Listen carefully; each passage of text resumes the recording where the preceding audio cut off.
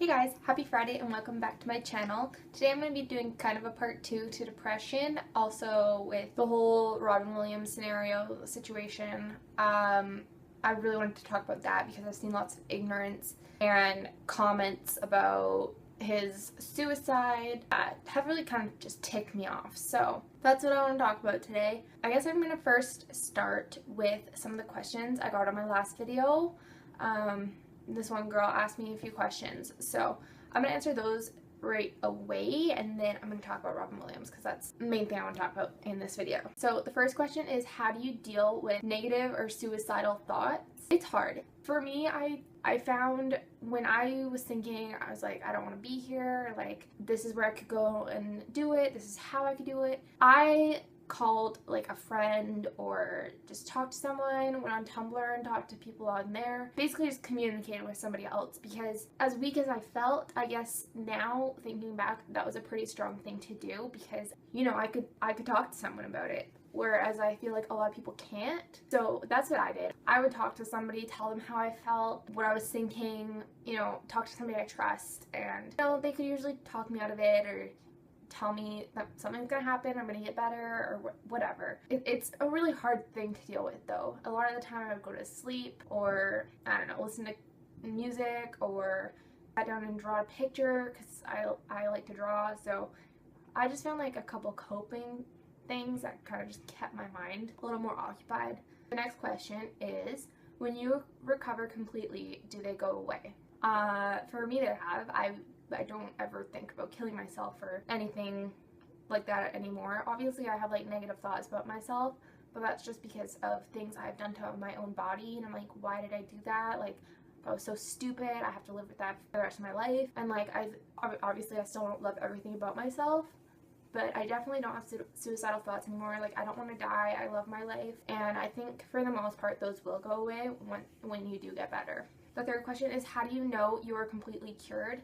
Honestly, I think when you start realizing that things aren't so bad, you start to feel happier, you start to feel more loved, you love more things, you don't want to lay in bed all the time, you don't have these weird, cruel thoughts that you want to do to yourself. I think for me, I realized I was finally happy, like, probably about a year after I started getting help, because obviously it takes time, it takes a lot of time, and you're not going to be better, like, right away.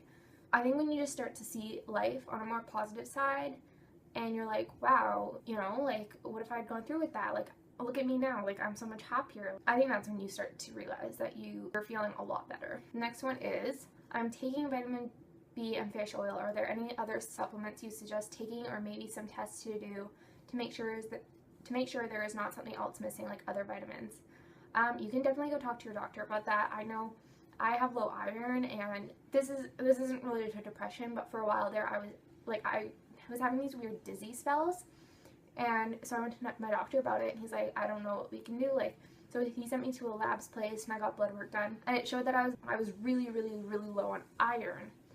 And so he's like, okay, you have to take iron supplements and put more iron into your diet. So I think it's like the same thing. If you want to go find out, go to your doctor, go get a blood test done, see if there's anything you're missing. They're pretty much the only ones that can really tell you. Next question is, how long did it take you to be cured completely? Like I said, probably about a year after I started going to the doctor for my depression, which I don't know if that's a long time or not to get out of it. But the next one is, when you knew you were cured, did negative thoughts or depression ever come back? I'm not going to say that it came back, but I do like deal with aftermath stuff, which is like anxiety and, you know, stuff like that. And those do affect me. I can't say I've ever had depression come back. I've had like the feeling of being depressed, like when my boyfriend and I had broken up for 4 days, like that was the worst I had felt since being actually depressed. And like I said, I still have, like, sometimes I have negative thoughts about myself, but that's just a normal human thing. Everyone has their own struggles with their self. So for the most part, no. And those are all the questions that she asked me, but she also mentioned that she's got a fear of depression coming back. And I'm not gonna lie, I have that fear too sometimes, because, you know, it's a chemical imbalance. Like, you've had it once, it could always happen again. Anything can happen. You might think you're better, but you fall back into this deep hole. I fear it too. I think that's completely a normal thing to fear after coming out of something so horrible. But just try and surround yourself with positivity, people you love, doing things you love, and if you feel like you need to, keep going to a therapist or talking to your doctor so that they can help you to stay focused and positive and happy. That's probably the best thing I can say to that. Now I'm going to talk about Robin Williams because I've seen lots of ignorance on his suicide. And I actually saw something on Tumblr about him, and somebody wrote basically the words I'm looking for and how to describe what it's like to deal with depression. I'm going to read it.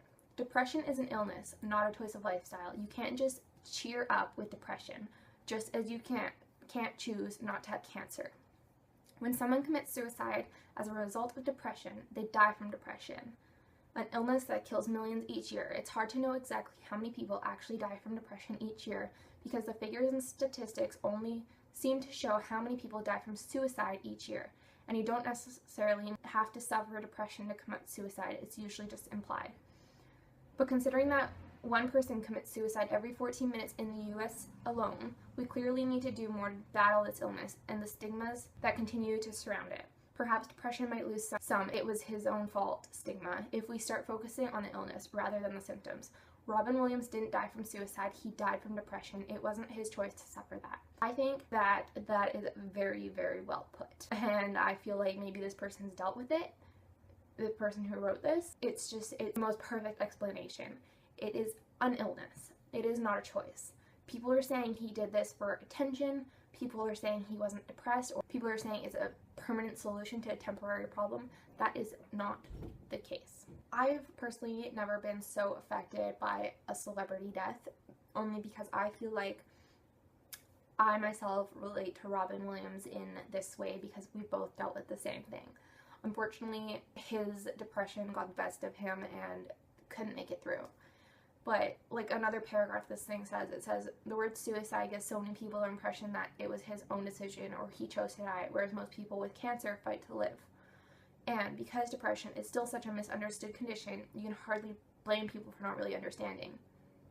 Just a quick search on Twitter will show how many people have little sympathy for those who commit suicide. It's so heartbreaking to me because honestly, why would anyone choose to live like that? It's not fun. You know, they'd say he did it for attention or, you know, whatever because he's a rich, famous guy, but it just proves that money and fame and doesn't make you happy. Like, you know, he had so many people who look up to him, and yeah, he's got lots of money, he's got a family, he's got fame, like, you know, in our eyes, that might seem like a glorious life. But something in his brain wasn't right. And what we didn't see was a mental illness. And just because it's mental does not mean it's an illness. It is a horrible, horrible illness.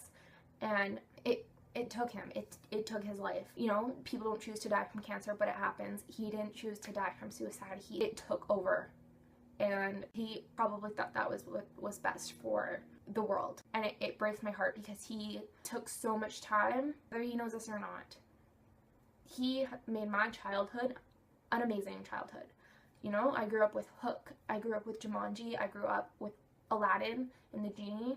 I grew up with Mrs. Doubtfire, one of my favorite movies of all time. When I was about 12 years old, I handwrote him a letter, and my mom found me his fan address, and I sent him a letter saying how much Mrs. Doubtfire was like my favorite movie ever at just the age of 12. And you know, I remember like watching it like once a week when I was 12. And he wrote me back, and he sent me a picture of Mrs. Doubtfire and signed it and wrote all the best and personalized it with my name on it. And I remember when I got that in the mail like a month after, I was the most ecstatic kid in the world those 5 minutes, and it was incredible. And it's so sad that someone who could make so many people so happy and so many people laugh all the time no matter what he was doing, or he couldn't make himself happy and he couldn't see the wonderfulness inside of him that everyone else could see. And that's what depression unfortunately does. It doesn't matter how great people think you are. If you battle with it, you know, you're sick. And unfortunately, some people just they don't make it through. Like any sickness, you know, some people get through, some people don't. And it's sad that people don't realize that depression is a serious thing. It needs to be brought to more people's attention, and it breaks my heart that people think of it as something so stupid or something so, I don't even know. It's heartbreaking being somebody who used to be in that position. People just don't understand. I get that it's hard to understand things if you've never been in that situation.